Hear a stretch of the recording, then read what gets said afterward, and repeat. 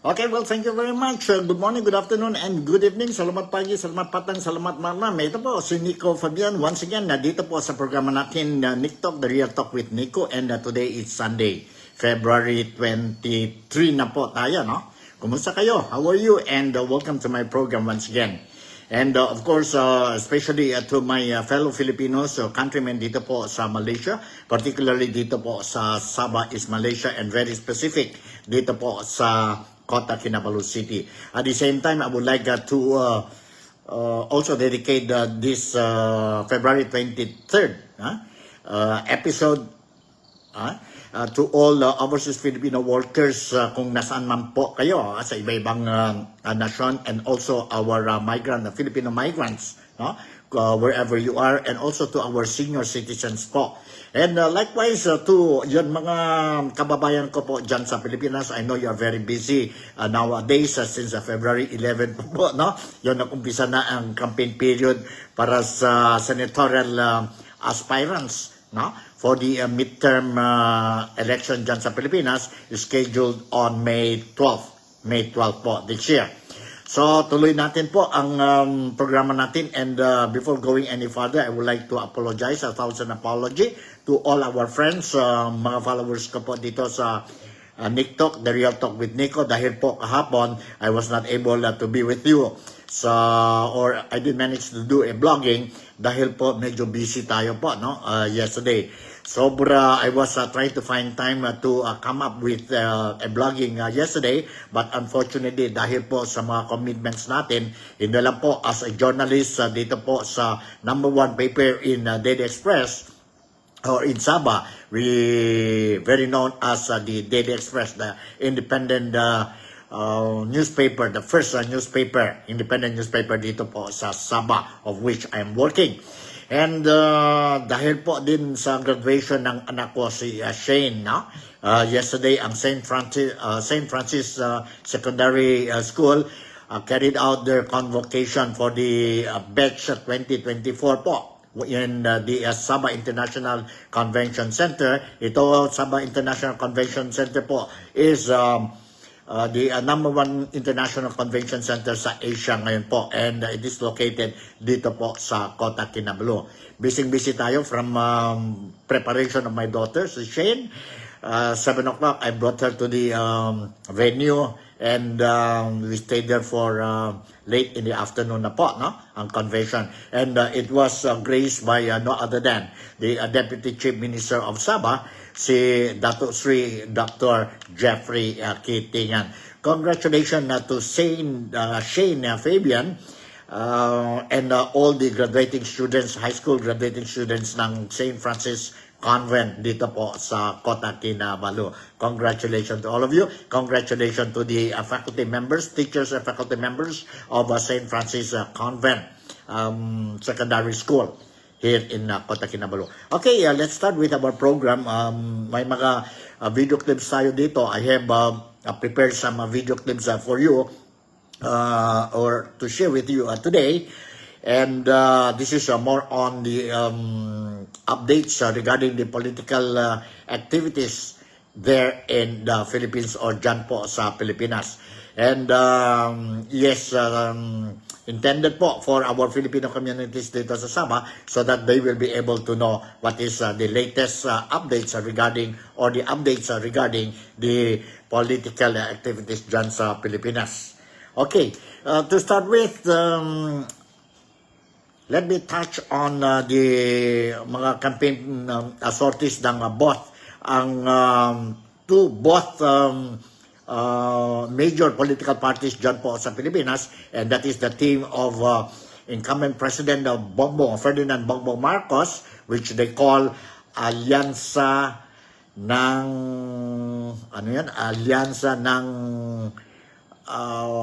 Bagong Pilipinas po, and of course ang team spearheaded by former President Rodrigo Roa Duterte po, and the PDP party. And of course, dami po din mga independent candidates who also started since February 11. They already started to do their campaigning po, ang senatorial candidates. We have slightly over 60 60 senatorial aspirants po, no? For the May 12 presidential election or midterm election.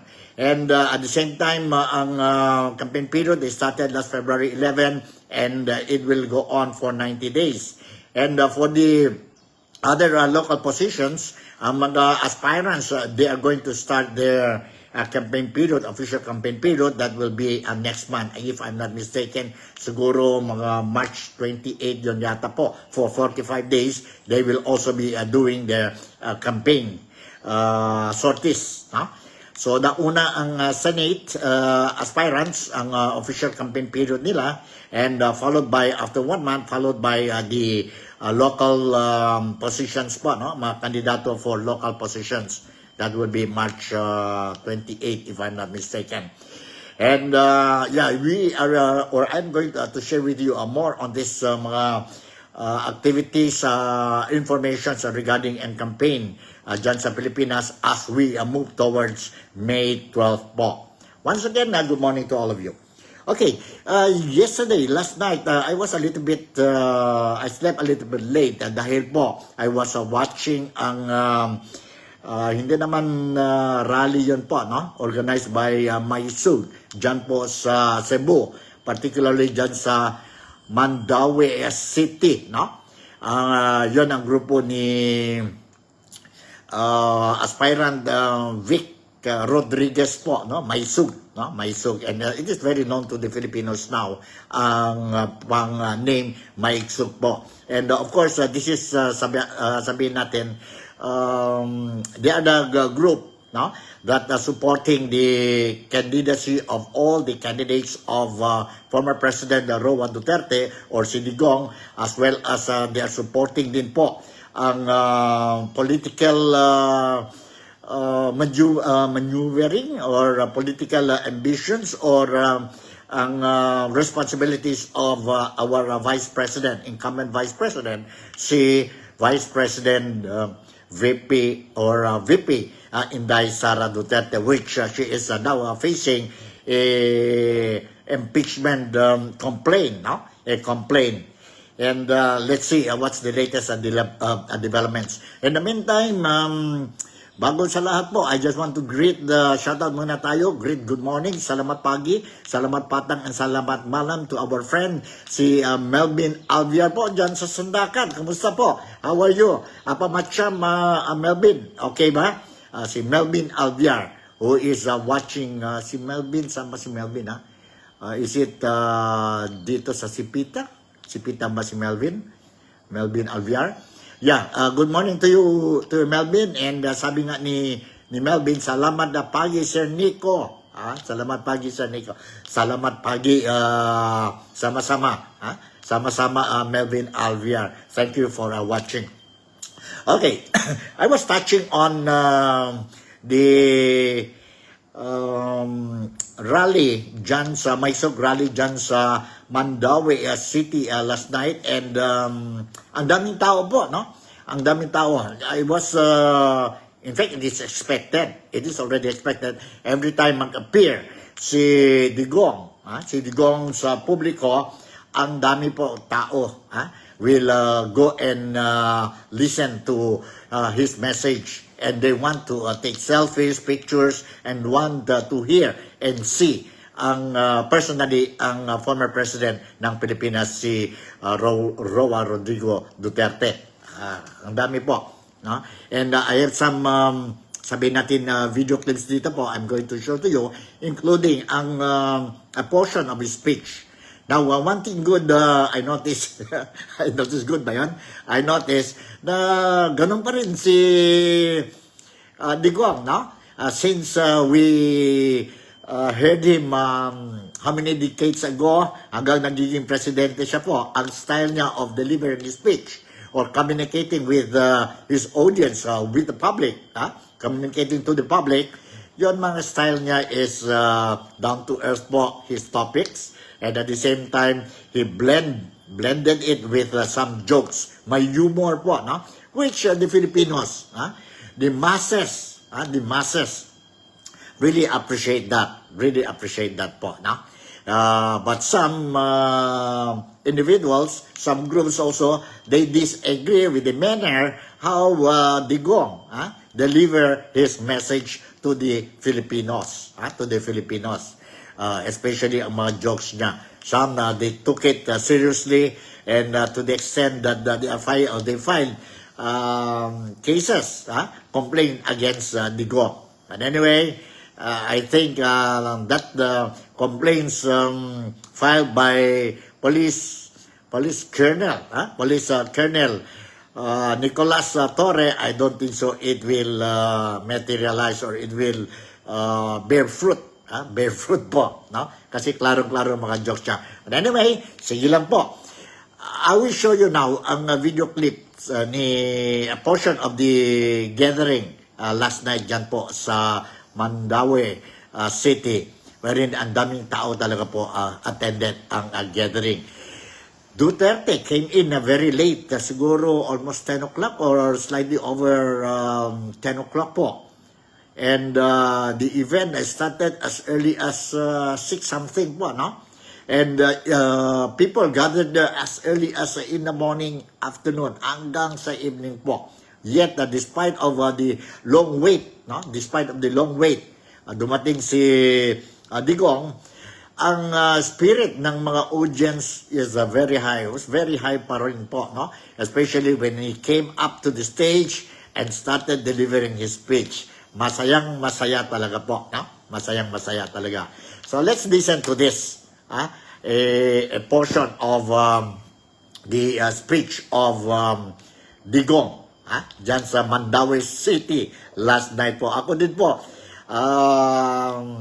I was getting sleepy already last night because normally I sleep very early, around 8:30, 9 o'clock, tulog na ako po, no? Dahil siguro sa old age na natin po, senior citizen na tayo. But I forced myself to wait until lumabas na po si Digong. Si Digong. Let's listen to this. To this, sabihin natin, speech ni Rodrigo Roa Duterte. Ang reaction po ng mga tao po. Later on, I will play another video clip po wherein he is already touching some issues po, no? In the meantime, I just want to show to you paano ang mga tao po, no? Ang mga tao po appreciated ang appearance ni Digong. You hold on po. Let's listen. Ang mga jokes niya po, no? Ang jokes niya, how he delivers it, and how happy ang mga audience niya po, ang mga Filipino po dyan sa Cebu, no? Sa Cebu.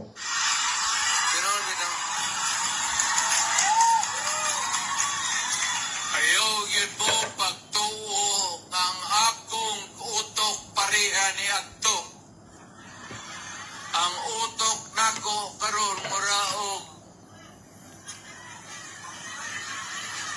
o sa tanaw pilit-pilit na murag latik. Sa hindi na gani ko hala, pero makita ko gwapa.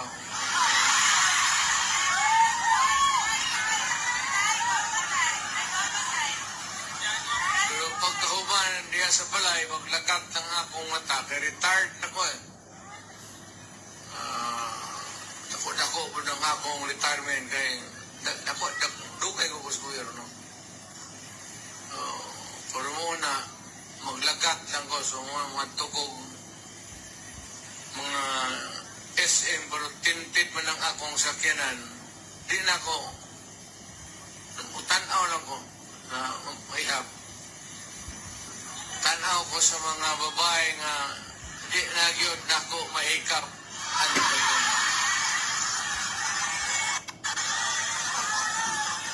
Kanang kutok pa na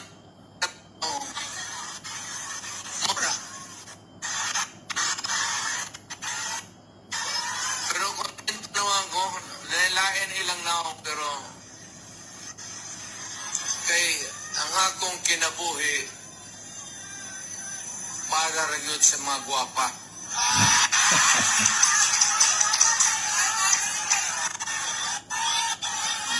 Kaning mga laki. Daming tao po. Na pinagpagap. Padaplin mo dia. Utang to niya wa.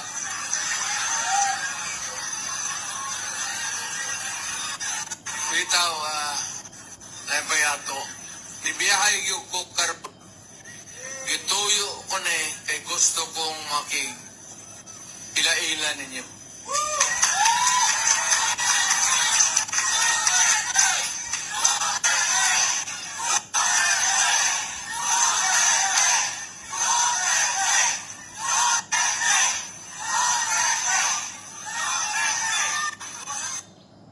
Yan po, portion of Duterte's joke po during the delivery of his speech at the gathering held at Mandaue City in Cebu.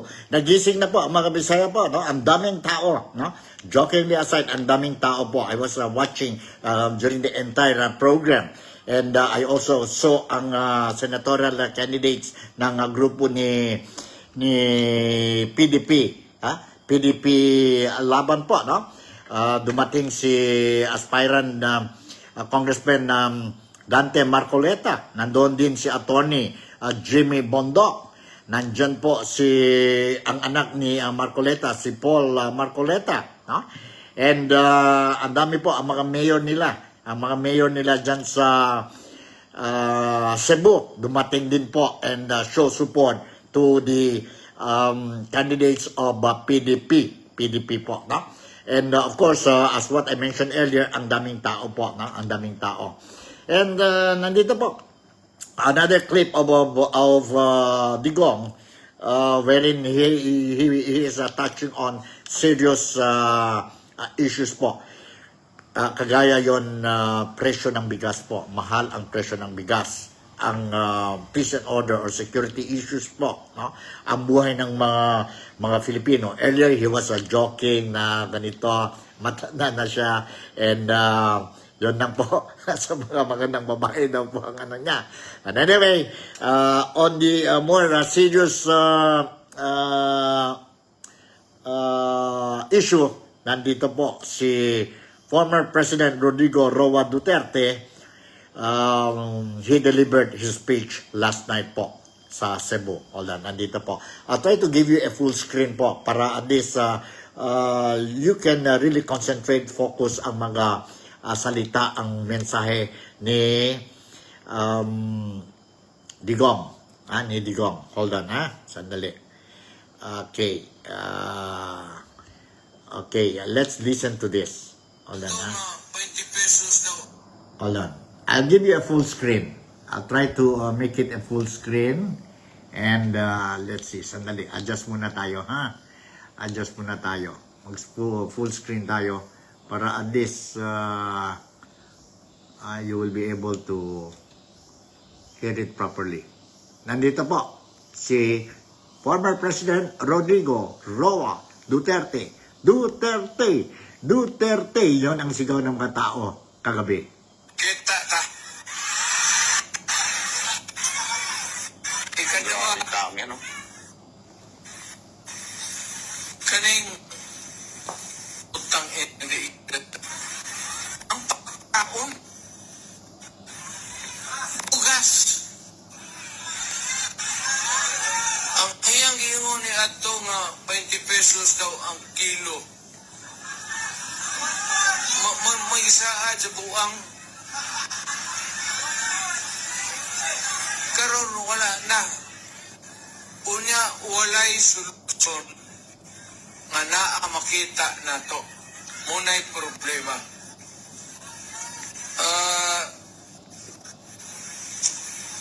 Nag-import sila og daghang bugas. Mubayad pag yun nagtaripa. Ang taripa giupsan nila from 35 to 15. So daghang bugas ni sulod. Pero pagbaligya, mahal ng gihapon. Unsa man yung putang inaw? Pasudlo na, mubu ang taripa, dagang bugas, pag-deliver, mahal man lang gihapon. Mubapod ka rin?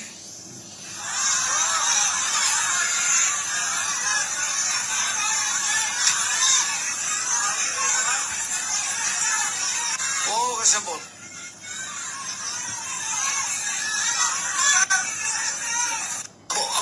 Akong presidente neto, pag ingon ako kakang presyoan ng inyong bugas, 35 o 25 per kilo, mo yan mas kani siya, presidente man unta,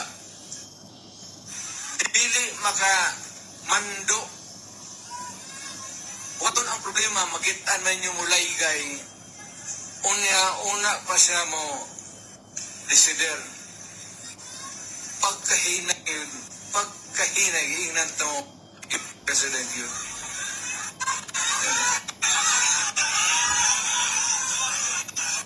Ako din man ko mong hambog, kinsa ba to, ano to si John,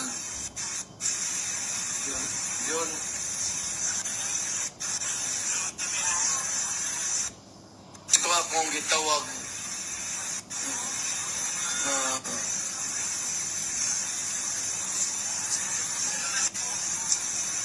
pag-abot na ko sa Manila, bago kong presidente, na ay bugas nga ang presyo ba gaduwa na sa mahal o akong suko ni John nako tawga ang pinaka dakong gusante bugas dire sa Manila. Yung opisyal sa NRA na kanang negosyante nga pinakadato ng negosyo bugas Chinese. Taway po kani tinuod naaman si Major Dia. Tawag na kong Chinese ipaling sa ina ko nga naay tay problema ang bugas nga rin gabalintong ang presyo. Karon ako dagang ingnon o dili ganina mabutang sa gustong presyo ipapatay ta ka. Tinona dagang pag-o gisuli nga ipapatay panagot patsa po napag yung ko'y giingnan nga ipapatay ta ka. Pagpaman nigwapo ang presyo. So nawala akong problema. Ano man ko daning community of people ba? Nagi bright nga makauna-una kung saon pag kausapon tubig. Walay tubig. Manila. Tanan. Ako sa Davao. Tuko. Tawagan ako ang tubigiro ng ilang manager niya. Kaya ako tubangan po sa media minaw mulupad ko ugma sa Manila. Putang ina pagwalay tubig nga muagas anang garipo dadon taka dito sa dito takalumsan kay dag Potacos Manila nanay tubig Takot na. Yan po ang portion of the speech of Digong po dyan sa Mandawi City last night po, no? And of course, nakita ninyo po na ang daming tao, no, who attended the gathering. Hindi yan political rally, but organized ito po by Maisuk. Yeah. Nasa Bisayang dialect siya po, no? I don't really understand. Although, to be friend with you po, no? Mayroon din kaming dugo Bisaya dahil po ang lola namin po, no? Ang lola namin is from Surigao. Maayo. Maayo. Okay, from Surigao. And I understand a little bit of Visaya. Pero hindi tayong makasalita ng fluent ng Visaya po. As what I said, dahil po kami mga Fabian, ang lola namin po, no? Ang asawa ng lolo ko po comes from Surigao. Surigao po. So I'm proud also to be a Bisaya. Not only Bisaya, but also I'm a proud Filipino po. No? I'm a proud Filipino. Okay, totoo yan po ang mga sinasabi ni Digong, no? When he was the president, he encountered a problem ang presyo ng bigas, ang shortage of water sa Manila, and everybody knows what happened, no? Yun, he wants that ang presyo ng bigas to be at this price. And yun, problema po sa tubig, no? When he was in Davao, he mentioned in his speech, when he was in Davao, sabi niya, bukas papunta ko sa Manila, kailangan may tubig na. Totoo din po. Totoo din po. Sabi niya, mahirap. Ang dami tayong tubig, and this water comes from the above. And don't let the Filipinos suffer ang shortage ng water po. Because during that time, they wanted to increase the water bills ng dyan sa Maynila. And they, I don't know, mayroon na artificial shortage of water po, and nagalit si Presidente o former President Rodrigo Roa Duterte. Yon po. Now, we're talking about bigas. You still remember, I think the other day, mayroon tayong problema dyan sa bigas po, no? Ang kadiwa ni Bongbong Marcos distributing, sending bigas sa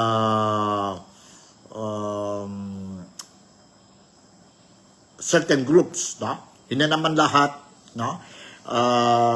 Depende sa kind of rice they are selling, itong 5% rice, 5% broken, 25% broken, and 100% broken, which para sa akin po, yon na 100% po is mahirap for the Filipinos to accept itong offer ng kadiwa, ang 100% broken rice, no?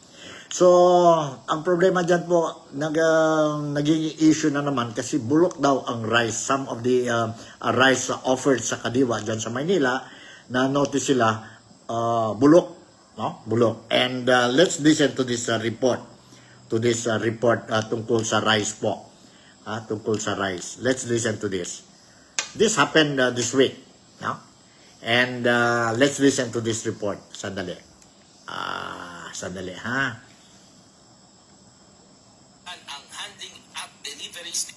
Alan, ito po ang report tungkol sa bulok na bigas offered by or dyan sa Kadiwa Centers ni Bongbong Marcos sa Manila.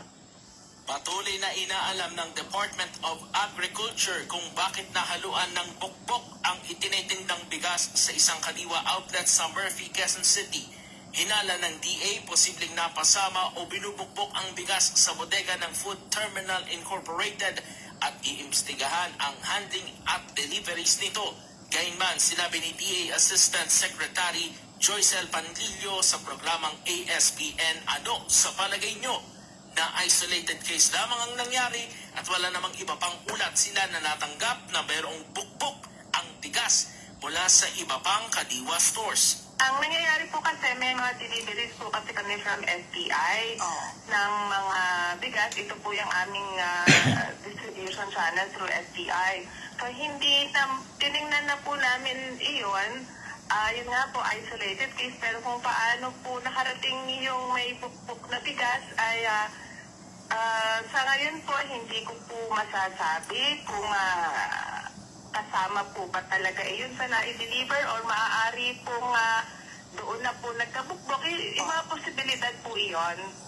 So sana hindi nyo pa matiyak, no, kung saan. Naapektuhan sa hand. Kumpiyansa naman si Panlilio na malaking tulong para bumaba ang presyo ng bigas ang delivery ng 300,000 metric tons ng bigas sa iba't ibang lugar sa bansa sa pamamagitan ng pag-iral ng food security emergency. Pag nailabas na po kasi itong mga bigas na to, tataas po ang supply ng bigas sa merkado dahil sa law of supply and demand. Pag marami po ang supply ay nakakatulong po ito sa pag-stabilize ng presyo sa merkado at kasama po dito yung pagbaba ng presyo po ng mga existing kasi sasabay din po sila kasi kung mataas po ang kanilang presyo, yung mga ibang bigas po ay maaari pong maging matumal po ang kanilang paninda. Samantala, ipinaliwanag naman ng DA official na ang Rice for All program ay maaaring mabili ng kahit sino, habang ang 29 pesos na program ay para lamang sa vulnerable sector gaya ng senior citizen, persons with disabilities, solo parent at miyembro ng indigent na limitado ang dami ng bibilhin. Yung Rice for All po kasi para po talaga ito sa lahat. Yung 29 po ay doon nga po sa mga nabanggit ko lang po na sektor po ng ating lipunan. Pero yung Rice for All po kahit sino po, lahat po, wala pong pinipili, pwede pong maka-avail po ng ating Rice for All. Ang presyo nga po nito ay iba-iba rin po. Yung aming pong tinatawag na RSA 5 o yung 5% broken, ang presyo po nito ay 43 pesos po per kilo. Yun naman pong tinatawag naming RSA 25 or yung 25% broken ay 35 pesos po per kilo at yung 100% broken po or RSA 100 ay 33 pesos po ito per kilo. Then Pascua para sa mata ng Agila, matatag, matapang, matapat. Okay po ang explanation ng DA, no, Department of Agriculture regarding itong issue na may bulok mga rice offered dyan sa Quezon City the other day po and isolated cases daw ito. Shoutout muna tayo kay Mary Lou Pentocho who is also watching my program. Sabi ni Mary Lou na good morning, Nick Talk. Blessed Sunday to you and to your followers and viewers. Yes, good morning also to Mary Lou. And huwag natin kalimutan, no? I just want to remind si Mary Lou na kailangan tayo ngayon ang Sunday obligation natin. Punta tayo sa simbahan, no? Sa simbahan. If hindi kaya natin morning masses, then mayroon din tayo afternoon masses dito po sa Kota Kinabalu. Obligasyon natin yun po sa Panginoon, no? Huwag natin kalimutan ang Panginoon natin po, no? And kung sakali wala talagang time dahil tight ang schedule ninyo po, siguro say a prayer na lang sa bahay po and make sure that the following Sunday you will not miss the obligation. Ganon ba yan? Ganon ba yan? Alright, thank you very much Mary Lou Pentojo who is watching ang programa natin. Also, I would like to say good morning, magandang araw po kay Roderick Salcedo Santos dyan sa Zamboanga who is also watching my program and I hope you are recovering fast, no? Kasi may health problem si Roderick dyan sa Zamboanga and it happens to be my relative, my cousin po, no? Dialysis yata siya. He's undergoing dialysis and let's see how we can help you po, no? Si Roderick, make sure lang po take care of our health, no? Health is wealth. Yun ang sabi nila, no? Health is wealth. And yes, let's move on sa ano natin, sa programa natin today and this time around. Tapos na tayo kay Rodrigo Roa Duterte and to be fair naman po, no?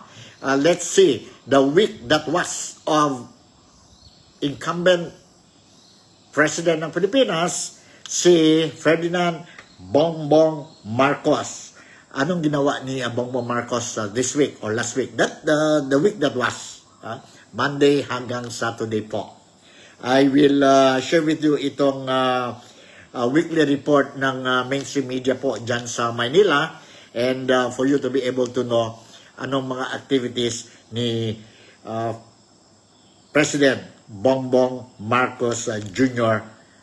during the week. Alright? Okay, saan na yun? Ito po. Let's listen to this news report galing sa Maynila. Hold on, ha? Na magiging gabay sa pagmamataan. Hold on. Dito po. Nagsimula ang linggo ni Pangulong Ferdinand R. Marcos Jr. sa kanyang pagdalo sa ika-74 na taong anibersaryo ng Department of Social Welfare and Development o DSWD Pinangunahan niya ang paglulunsad ng Pamilya sa Bagong Pilipinas na naglalaman ng programa at serbisyo na magiging gabay sa pagpapataas ng antas ng pamumuhay ng mga benepisyaryo ng DSWD. Pinasinayaan din ang Harmonized Electronic License and Permit Systems o HELPS, gayon din ang MTA o Minors Traveling Approach Systems para sa online application ng mga minor de edad na nagnanais lumabas ng bansa. Pinangunahan din niya ang isang sectoral meeting upang talakayin ang pagpapatupad ng Anti-Agricultural Economic Sabotage Act at mga usaping kaugnay ng coal moratorium at coal mining. Binigyang diin ng Pangulo ang pangangailangan ng isang nagkakaisang hakbang upang mapatatag ang presyo ng pagkain sa bansa. Ipinunto rin niya ang kahalagahan ng pagkakaroon ng maaasahang supply ng kuryente na anyay kritikal sa pagpapanatili ng katatagan ng ekonomiya at kabuhayan ng bansa. Huwebes, nauna naman ang Pangulo sa oath-taking ng 35 bagong promote na general at flag officers ng AFP at 9 na graduates ng Foreign Pre-Commissioned Training Institutions o FPCTI. Hinikayat niya ang mga ito na patuloy na isabuhay ang core value ng sandatahang lakas sa pagtupad ng kanilang tungkulin, lalo na ang papel ng institusyon sa pagprotekta sa teritoryo ng Pilipinas, gayon din ang seguridad ng bawat Pilipino. Pinatitiyak din ng punong ehekutibo sa AFP na siguruhing magiging maayos ang Hatol ng Bayan 2025 sa Mayo. Nag-courtesy call din sa Pangulo si Czech Republic Defense Minister Gina Cernokova. Binigyang diin ng Pangulo ang tumitibay na kooperasyon sa pagitan ng dalawang bansa, gayon din ang potensyal para sa mas malalim na kooperasyon sa iba't ibang sektor, kasama na ang partnership sa ekonomiya, depensa at seguridad at diplomatikong ugnayan. Nagtungo din ang Pangulo sa Dumaguete City, Negros Oriental para sa trabaho para sa Bagong Pilipinas Job Fair, kung saan libo-libong trabaho ang nagbukas para sa mga aplikante. Biyernes, pinangunahan ng Pangulo ang oath-taking ni DOTR Secretary Vince Dizon, kung saan binigyang direktiba niya ito na pabilisin ang mga flagship infrastructure projects ng pamahalaan para sa mas maayos at epesyenteng transport system para sa mga Pilipino. Agad ding nagtungo ang Pangulo sa Negros Occidental para bisitahin ang mga biktima ng pag-aalporoto ng Mount Canlaon.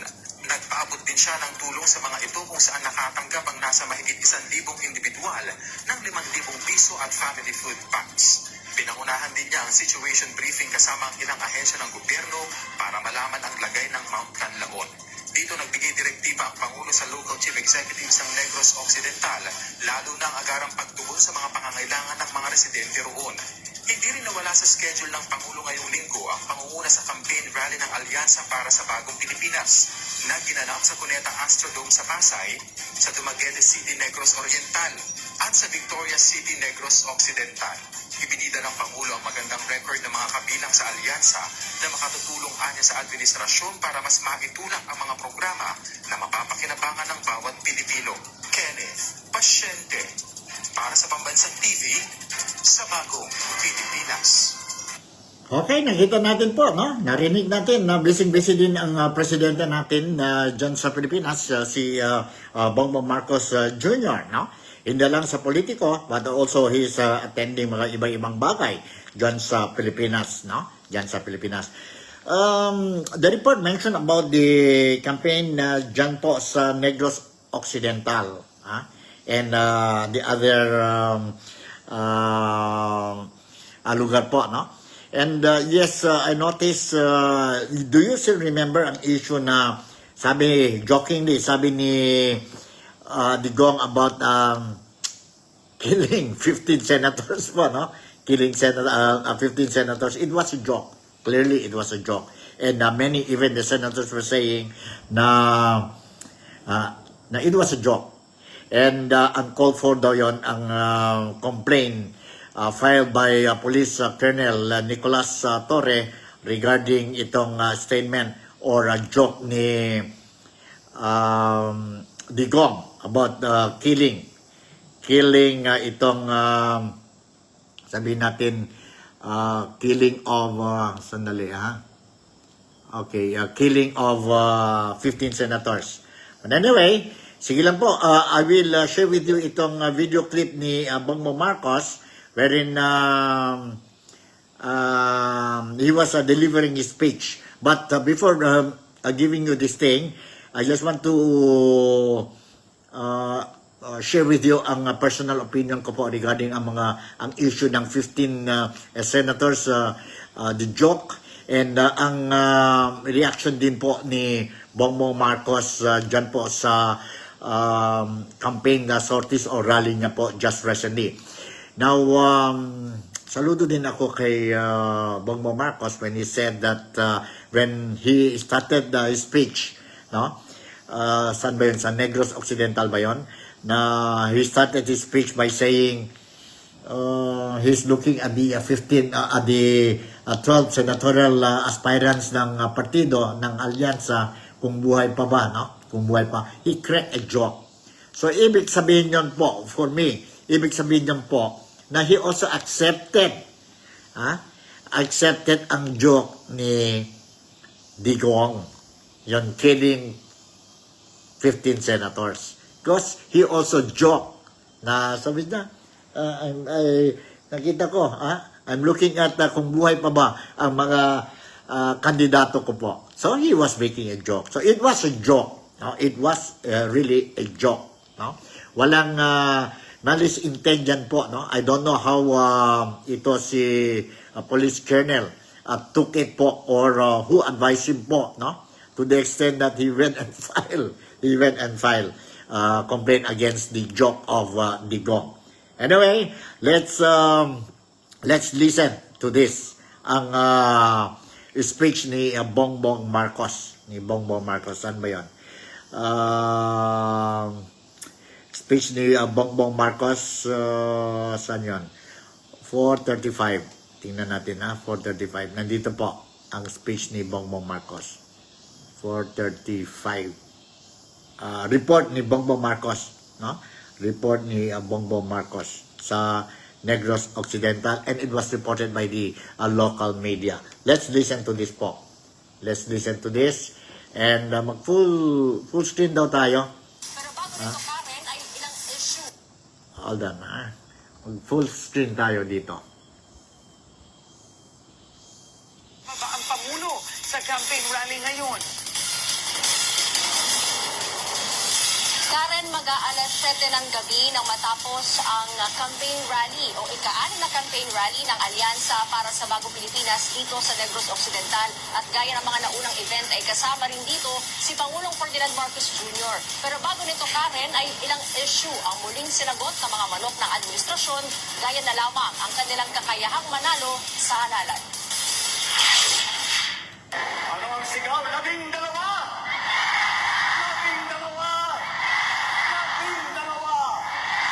Sa mga nagdaang campaign rally ng pambato ng administrasyon sa Senado na Alyansa para sa Bagong Pilipinas, walang mintis si Pangulong Ferdinand Marcos Jr. sa pagmamalaki sa track record ng kanyang mga manok sa pagkasenador sa tiwalang mananalo ang buong 12 kandidato.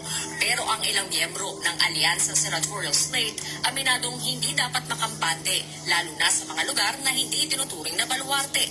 Nanuyo ngayong Biyernes ang mga pambato ng administrasyon sa Negros Occidental na ika-6 na vote-rich province sa bansa at may mahigit 2 milyong botante.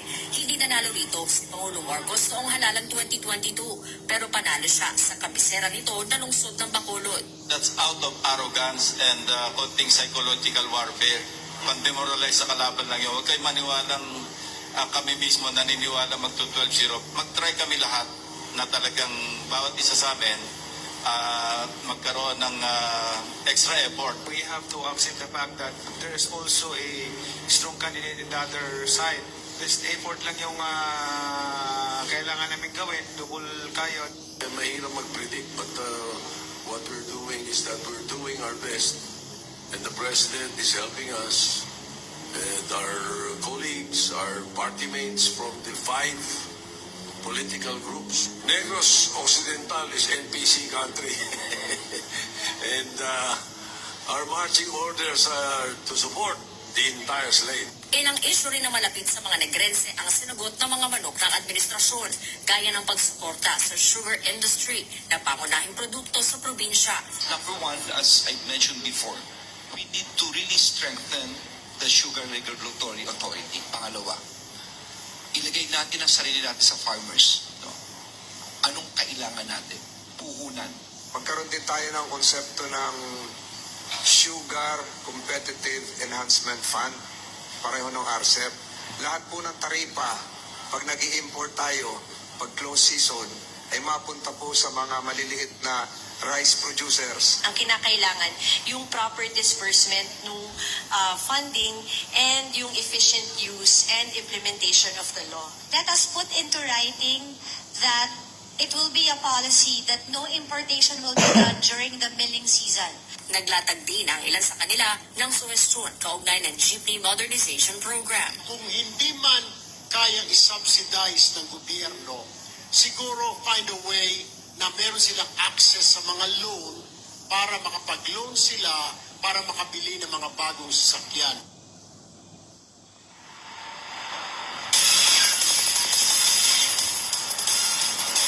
Karen, kumpleto yung 12 senatorial bets ng administrasyon sa campaign rally dito sa Negros Occidental. Sa kanyang talumpati, muling ibinida ni Pangulong Ferdinand Marcos Jr. ang karanasan sa serbisyo publiko ng kanyang mga pambato.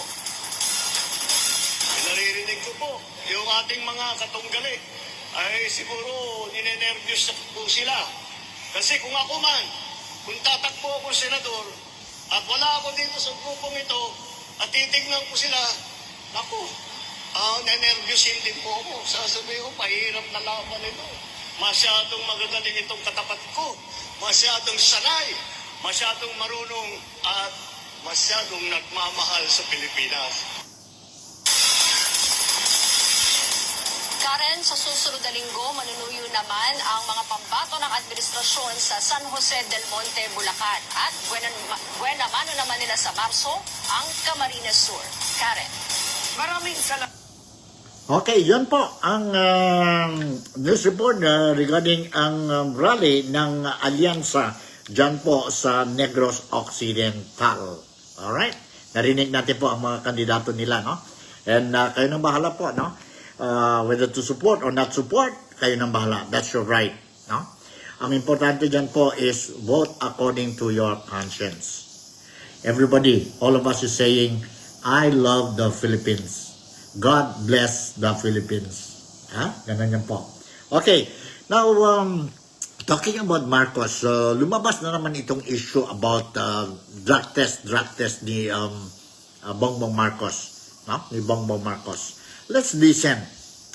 Some are blaming si Atty. Vic Rodriguez dahil siya yan po na supported the announcement o yun na may drug test nagawa na si Bongbong Marcos during the campaign or during the 2022 presidential election po. And nandito po si Atty. Vic Solis clarifying, explaining what really happened during that drug test na they showed to the public during the presidential election dyan po sa Pilipinas last 2022. And let's listen to this po. Hold on, ha?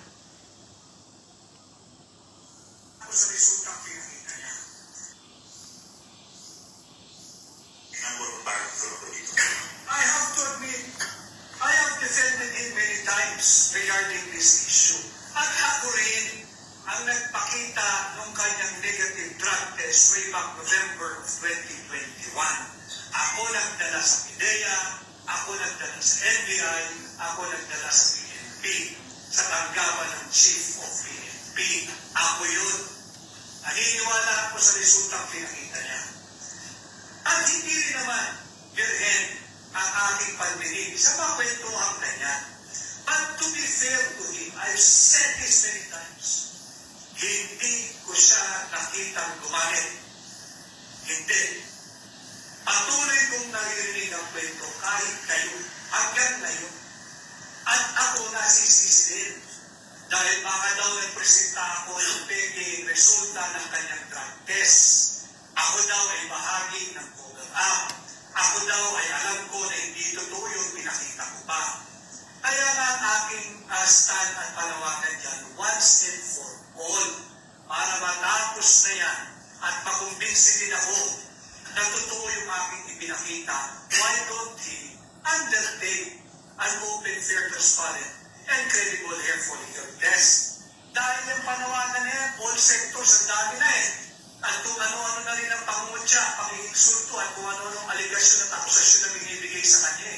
So as a citizen, as a Filipino, I feel, once and for all, ikaw naman ang halal na Pangulo, leadership by example, the undergo, medical examination, at pagka nakita mong negatibo ka, ipakita mo. Harapin mo lahat ng nag-akusa sa'yo. Ito, ano ka? Negative ako. Tahingin mo lahat ang pinintang mo sa akin. Yung ganun kasimple. Hindi dapat ito pag nagmumula ng napakahabang diskurso. Subalit, sumagot naman siya, ayaw niya. Di wala tayong magagawa doon. Bahala na ang sambayan ng Pilipino to formulate your own opinion on interpretation of his refusal to undergo or undertake. But mine is, ako nagpakita sinisigil din ako ng marami. Kung pwede lang ako magpates, di ako magpapates. Hindi naman akong issue Hindi naman akong issue Ang issue is, pinakitaan ko kayo ng resulta niya na negatibo. At hindi naniniwala ang karamihan, kaya sinisisi ako na nagpakita daw ako ng peke o nalalaman kong peke. No, hindi peke yun sa pagkakaalam ko. So, hindi na natin pwedeng balikan Tapos na yun, 2021 pa yun O di present day tayo, yun ang aking paninindigan. Okay, yun ang explanation the aspirant to be a senator, si Attorney Vic Rodriguez tungkol sa drug test, negative drug test ni Bongbong Marcos which was done 2021 po. As the country paving the way for the presidential election for 2022. Okay? Alright. So, kayo na bahala po whether you accept ang explanation ni aspirant to be a senator, si Attorney Vic Rodriguez. Okay, what is happening now tungkol sa impeachment? It's another question mark. No? Ano ba ang preparasyon po? Tuloy ba ang impeachment ni Vice President VP Sara or anong latest developments po? Now, we were made to understand by the mainstream media dyan sa Pilipinas na mayroon na po preparasyon para sa impeachment. And let me share you this news report, video clip news report dyan sa Pilipinas po. You hold on. Justice Renato Corona. Hold on, ano tayo, full screen din tayo ulit. Tingnan natin po. Ito. Senate President Francis Escudero's office released a picture of the mock setup he ordered to see how the session hall will look like when the impeachment trial of Vice President Sara Duterte finally gets underway.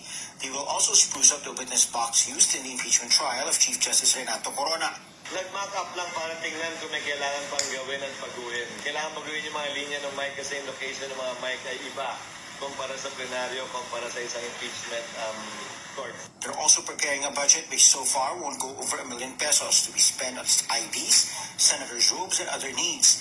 Despite all these, trial isn't imminent as it will still begin as originally pronounced in the 20th Congress. They will also ask the VP to answer the complaint in June. Escudero explained they are trying to avoid issues the Vice President can raise to torpedo the process. June 2, posible i-convene na yung court or amendahan lang yung rules na ino-authorize ang Senate President na gawin lahat ng pinag-usapan natin kanina.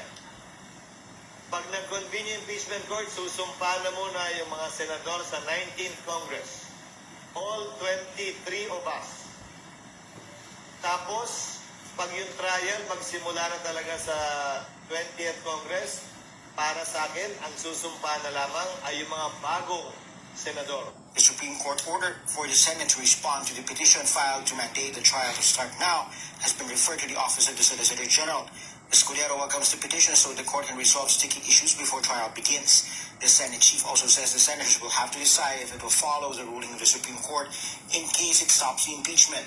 He also anticipates a legal challenge on whether the complaint can cross over to the 20th Congress. The Senate will perform its duty and function under the Constitution unless there is a TRO, a temporary restraining order or a preliminary injunction issued by the Supreme Court. And if the court orders that, then the Senate would have to meet and decide Bayan Muna submitted a position paper to the Senate explaining their call for the trial to start immediately and to compel the VP to respond.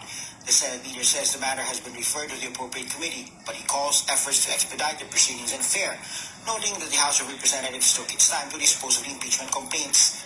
May existing rules ang Senado during the corona impeachment trial. At nakalagay doon sa rules na yon na it is effective unless repealed or amended. Hindi naman siya na-amend. Effective siya hanggang ngayon. So there's no need for the Senate to draft a new impeachment. Di-delay lang yan eh. Ang susundin namin kung ano ang tingin naming tama at dapat. Hindi ko anong gusto ng mga may kulay at partisano ng mga grupo at tao pabor o kontra sa impeachment. The Senate chief also points out that the inhibition of any senators from judging the impeachment actually benefits the respondent, as an inhibition or abstention has the same effect as an acquittal, since 16 votes are still needed to oust the vice president and perpetually ban her from public office. For former Senate President Franklin Drilon, the upper chamber should have immediately acted on the impeachment complaints. He says the campaign period for the May elections is not a valid reason to delay the impeachment trial, as earlier raised by some senators. I cannot accept the proposition that simply because the senators will be campaigning such an important and critical constitutional duty to constitute itself as an impeachment court and try the impeachment complaint can be deferred. Former Colony Commissioner and one of the framers of the 1987 Constitution, lawyer Rene Sarmiento, agrees with Drilon. Ito po ang mainit na pinag-uusapan po ngayon sa ating lipunan. The Tagalog version of the 87 Constitution dapat agad isunod. Is a novel addition in the 1987 Constitution on impeachment, not found in the 1935, not found in the 1973 Constitutions, not even in the U.S. 1787 Constitution. It means right away. It means immediately. Walang patumbik-tumbik. Walang alinlangan. Gawin kaagad. RG Cruz, ABS-CBN News. Okay, yun po ang latest news na rinig tayo po no, tungkol sa preparasyon or updates regarding the impeachment of VP Sara Duterte po. And I was also made to understand officially ito po, no? Broadcast by sabihin natin ang mainstream media, and they quoted the senator or Senate President si Chis Escudero, Francis Chis Escudero, na he's not interested to be the next vice president in the event Sara Duterte will be impeached sa trial. Sabi niya po, wala yon sa akin. Narinig din natin, is eyeing to be a presidential candidate sa 2028. Oo, ganun na yun. Alright. So, yan po ang mga issues sa impeachment. And, the other issues raised during the week, no? Ito na po ang political dynasty. So, isang aspirant to be a senator on the other side po, no? Hindi sa grupo ni Duterte, hindi sa grupo ni Bongbong Marcos, but independent po. And party list yata ito po sa Makabayan Bloc. Si Attorney Luke Espiritu mentioned something about the political dynasty ng mga Tulfo po. Let's listen to this. Saan na yun? 329. Let's listen to this when he was interviewed in one of the public service program dyan po sa Maynila. Yan po sa Maynila. Let's listen to this. Political dynasties na.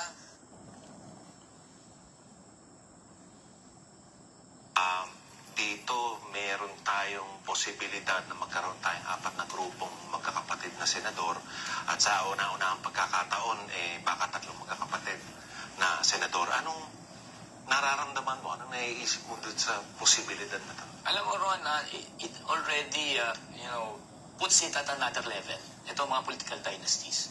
Dati-rati, ang dynasties ay nalilimit sa local areas kung saan meron silang mga fiefdoms nila. Tapos, at least sa national, sa Senate, hindi naman nangyayari yung magkakapatid. Pero right now, umabot na yung dynasty sa rurok ng kanilang kapangyarihan that even the Senate now ay political dynasties na ang constitution. Ganon din ang Malacanang. Kasi right now, diba, it is fast evolving ng ating national government. Ang Malacanang will be contested by two dynasties. Dynasties of the North and dynasties of the South. You know, it just indicates the worsening problem of political dynasties in our country. Okay, ang lagi naman nilang sinasabi, itong mga nasa political dynasty nito, hindi tayo makagawa-gawa ng rules and regulations sa paano mapagbawal talaga ang political dynasty. Pero ang sinasabi nila, hindi hayaan yung taong bayan na humusga. Kung ayaw naman nila sa amin, hindi naman nila kami boboto eh. Pero yung unang tanong ko, bakit kaya tingin mo tuloy pa rin silang binoboto? Kung sa sinasabi mo, nakakasira sila, nakakababa sila ng diskurso, bakit tuloy pa rin pagboto sa kanilang mga tao? No, the freedom of choice is an illusion in this country. Tandaan natin, ang rule ng dynasty, yan ang pinaka-violent na rule. Nakita nyo ba kung paano sila magtalumpati? Like in Camarines Sur and in Las Piñas? Hindi ko na lang babanggitin. Pero tinatakot nila mga botante. Kapag hindi kayo bumoto, hindi nyo kami mamahalin, hindi namin bibigay sa inyong lupa. Ibig sabihin doon, papalayasin namin kayo sa lupang kinakatiwikan nyo. Meron pang openly, di ba? Kapag hindi nyo ako minahal, wala kayong 10,000 pesos, wala kayong 15,000 pesos. Yan ay hindi free choice. Ang dynasties ay nandyan dahil nakakatakot sila. Remember, our country is the most dangerous for journalists. Alam mo ba ba't namamatay ang mga journalists? Namamatay ang mga broadcaster? Kasi pagka kinalaman nila ang dinastiya, patay sila. Alam naman natin ang nangyari sa Maguindanao, di ba? Kung paano na ang dynasty doon, inubos ang ilang mga reporters na sumama doon sa isang political candidate. So, it is not by free choice na namamayagpag ang dynasties. It is a combination of bribery, vote buying, using government funds. Alam naman natin ang 2025 national budget. Budget yan para sa dinastiya, para dumami ang mga akap at saka mga discretionary funds na ipamumudbud during elections. It's a combination of our public funds being used by the dynasties to perpetuate themselves in power and force and intimidation. And not to mention yung control nila sa ating mga spaces ng diskusyon. Sa media, sila lang ang nakikita. Sa online media, may mga trolls sila. So, these things vitiate consent. And I would say that the consent of those who vote for the dynasties, these are manufactured consent. Hindi totoong consent yan. Kung gusto natin ng totoong consent, anong gusto ng taong bayan? Alisin natin yung mga factor ng pera at makinarya. Tingnan lang natin kung talagang bubutuhin sila ng taong bayan. Kung panarin ka... Okay, you just heard ang opinion ni Senate aspirant, si Attorney Luke Espiritu. Okay, the other issues that I mentioned last week, no? Yon freedom of the press. Freedom of the press. So, let's listen to this. Kay Attorney Raul Lambino of the Duterte camp, ang kandidato ni Duterte po, touching on the issue of freedom of the press. Itong issue ngayon ng TRICOM, TRICOM inviting ang mga bloggers, no? They want to formulate a regulation, mag-issue the possibility of issuing a franchise sa social media platform operators, no? Now, let's listen to this. Hold on. Okay. Saan na yun? Pwede yun, violation niya. Kahit nagpapakalat ng fake news, marami naman. Sandali. Nandito po. Let's listen to this. Ang opinion ni Attorney Raul Lambino, who is aspiring to be a senator come May 12 midterm election. Media, di ba may investigation sila? Gusto nilang malaman kung sino bang nagpapakalat ng fake news. Anong basa mo dyan? Prior restraint of censorship yan eh. Censorship? Violation yan ng ating freedom freedom of expression, freedom of the press.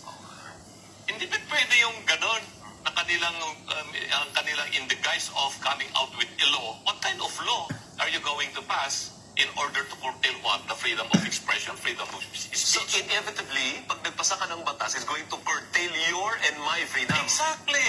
Okay. No? Okay. At ang ginagawa na nila ngayon, it's already a violation of freedom of expression itself. Okay. Yung pagpapatawag pa lang na gano'n, hindi pwede yun. Violation yan. Kahit nagpapakalat ng fake news, ha?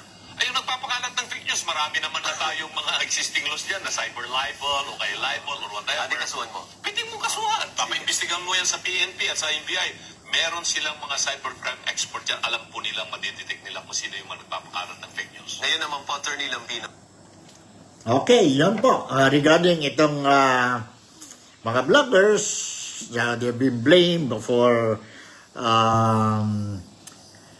putting out the fake news po, no? And sabi ni Attorney Raul Lambino na unconstitutional yun po. Unconstitutional yun po. So, okay, the next topic that we are going to briefly mention, I'm going to mention briefly is the February 25th, 25 EDSA People's Power Revolution. I was made to understand and it was officially announced dyan sa Pilipinas po that there will be a program to be carried out during the anniversary of EDSA People's Power, no? EDSA People's Power which took place in 1986 po. Wherein they, as a result, they hosted itong si former president, the late president, si Ferdinand Marcos Sr. po. No? Si Ferdinand. Now, when the son, si Bongbong Marcos, became the president in 2022, instead of making it or continuing it to be a public holiday on February 25th anniversary ng EDSA 1, now he issued an executive order declaring it as a working holiday lang po, no longer non-working holiday. So there will be a program dyan po sa Quezon City sa EDSA Shrine, no, on February 25th, and that will be on Tuesday. Hopefully po, since I'm going to Manila, I will try to find time to cover din po ang itong anniversary po, no? Ang anniversary ng EDSA. At the same time, I can promise to my followers, while I'm in Manila this week, no? I'm going to show you kumusta ang political or election fever scenario o sceneries dyan sa Maynila po.